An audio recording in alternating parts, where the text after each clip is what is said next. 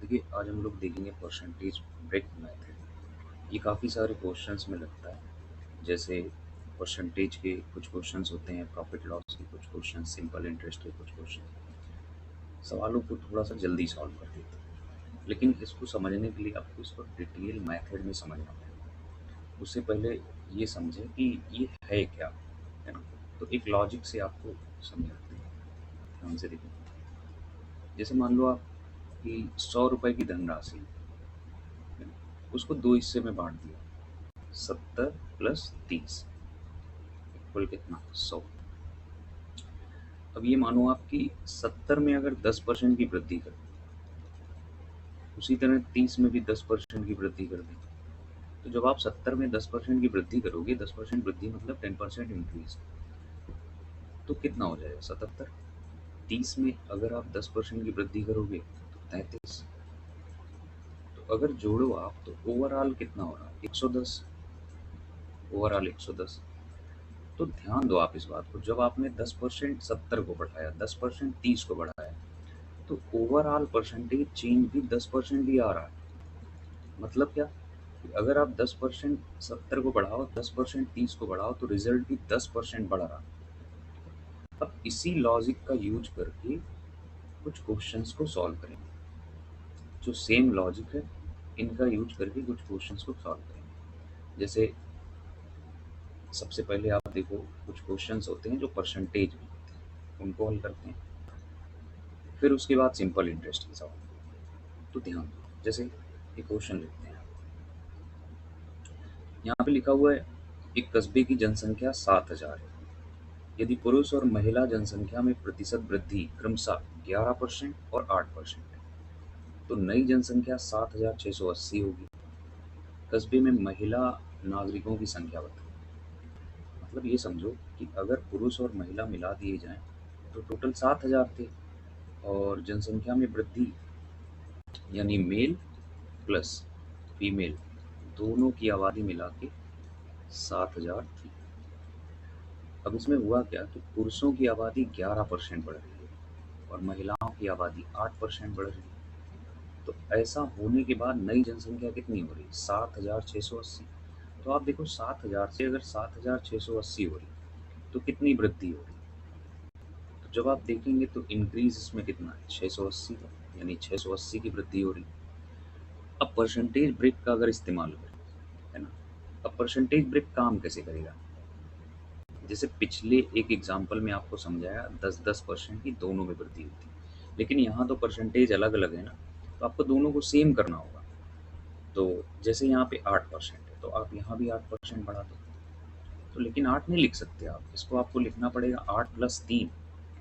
अब ऐसा समझो कि अगर मेल आबादी में 8% की वृद्धि है, फीमेल आबादी में भी 8% की वृद्धि हो, तो लॉजिक के हिसाब से 7000 में भी 8% की वृद्धि होनी चाहिए। तो यानी कितना होगा, 8 सते 56, 560। तो जनसंख्या इतनी बढ़ेगी। अगर पुरुषों की जनसंख्या 8% बढ़े, महिलाओं की जनसंख्या भी 8% बढ़े, तो कुल जनसंख्या 560 होनी चाहिए थी। लेकिन जनसंख्या बढ़ी कितनी है, 680, है ना। ज़्यादा है, कितनी ज़्यादा है, ध्यान दो, 20, 120 ज़्यादा है। अब 120 क्यों एक्स्ट्रा आ रहा है, क्योंकि 3% मेल आबादी ज़्यादा है। तो 3% मेल आबादी का 3% ही 120 के बराबर हुआ। 3 से आपने इसको काटा, 40 बार में कट जाएगा। तो यानी ऐसा बोल सकते हैं कि मेल आबादी का 100% 4000 के बराबर है। तो अगर मेल आबादी 4000 हो गई, तो इसका मतलब फीमेल आबादी 3000 हो। तभी तो 4 और 3 मिलके 7 हुआ। तो इसमें पूछा महिला नागरिकों की संख्या बताइए, तो महिला नागरिकों की संख्या 30 होगी। जैसे सेम क्वेश्चन अगला, इसमें लिखा हुआ है, एक गांव की जनसंख्या 9800 थी। एक साल में पुरुषों की आबादी में 8% की वृद्धि हुई, महिलाओं की आबादी में 5% वृद्धि हुई, और गांव की जनसंख्या 10,458 हो गई। तो पहले ये पता लगाओ आप कि 10,458 और स्टार्टिंग में कितनी थी, 9800, तो कितनी बढ़ गई। तो आपने देखा 8, 5, 14 में से 8 जाएगा 6, यानी 658 की वृद्धि है। अब मेल आबादी प्लस फीमेल आबादी टोटल मिलाकर 9800। अब पुरुषों की आबादी में 8% की वृद्धि हो रही है और महिलाओं की आबादी में 5% वृद्धि हो रही है। तो अब अगर दोनों परसेंटेज इक्वल कर दें कि 5% यहाँ है तो यहाँ भी कितना बना दें 5%, तो इसको ऐसे लिख सकते हैं 5 + 3। तो पुरुषों की आबादी अगर 5% बढ़े, महिलाओं की आबादी 5% बढ़े, तो 9800 में 5% की वृद्धि होनी चाहिए थी। 9800 का 5% ही तो बढ़ना चाहिए था। तो देखो आप कितना बढ़ जाएगा, 8 पंचे 40 और 9 चौके 36, 36 और 4 40 हो गया, है ना। 5 अट्ठे 40, यहाँ से लगे 4, 5 9 45, 4 49, 490 होगा। तो 490 बढ़नी चाहिए थी, लेकिन बढ़ कितना रखी है 658। एक्स्ट्रा कितना है देखो आप, 8 और 8 ये हो गया, 15 में से 9 जाएगा 6, 168 एक्स्ट्रा। क्यों 168 एक्स्ट्रा? क्योंकि मेल आबादी का 3% एक्स्ट्रा है, तो यानी मेल आबादी का 3% बराबर 168 के। तो 100% कितना होगा? तो जब आपने 3 से इसको काटा तो 3 पचे 15, 3 छंग 18 यानी 5600 होगा। तो पुरुषों की आबादी देखिए, तो इसमें पूछा क्या है, गांव में पुरुषों की जनसंख्या कितनी थी? आंसर अपना कितना होगा 5600। नेक्स्ट अगला क्वेश्चन, 15,600 की राशि। अब ये सवाल सिंपल इंटरेस्ट का। 15,600 की राशि आंशिक रूप से 7% प्रतिवर्ष और शेष 9% प्रतिवर्ष। लैंग्वेज पे ध्यान दो आप, बिल्कुल सेम लैंग्वेज मैच कर रही है परसेंटेज से। 7% प्रतिवर्ष और 9% प्रतिवर्ष साधारण ब्याज पर निवेश किया। अच्छा, 3 साल में कुल ब्याज कितना मिलता है 3,738। तो प्रति 7% पर कितना पैसा निवेश किया गया? तो आप ऐसा मान लो कि कुछ पैसा ए और बी में लगाया गया है और टोटल है 15,600। अब इस पे ए में जो लगाया गया वो 7% से लगाया गया और जो बी में लगाया गया वो 9% से। अब वृद्धि निकालते हैं। अच्छा, 3 साल का ब्याज है 3,738। तो अगर 3 साल का ब्याज 3,738 है तो आप 1 साल का निकालो। 3 एकम 3, 3 दूनी 6, 3 चौक 12, 3 छक्का 18, 1246 हो। तो हम ये बोल सकते हैं कि 1246 की वृद्धि हुई 1 साल। अब दोनों परसेंटेज इक्वल कर दो, 7 यहाँ है तो 7 यहाँ भी बना दो, तो 7 + 2 कर सकते हैं। तो अगर पहली धनराशि 7% बढ़े, दूसरी धनराशि 7% बढ़े, तो 15,000 का 7% मिलना चाहिए था 1 साल। तो 2 जीरो कैंसिल, 7 से आपने गुणा किया, तो 7 से गुणा किया तो कितना हो जाएगा 7 शून्य 42 और 15 सत्ते 105 और 109, 105 4 100। अब इसके बाद यहाँ अगर ध्यान से देखें तो वृद्धि हुई कितनी है 1246 की।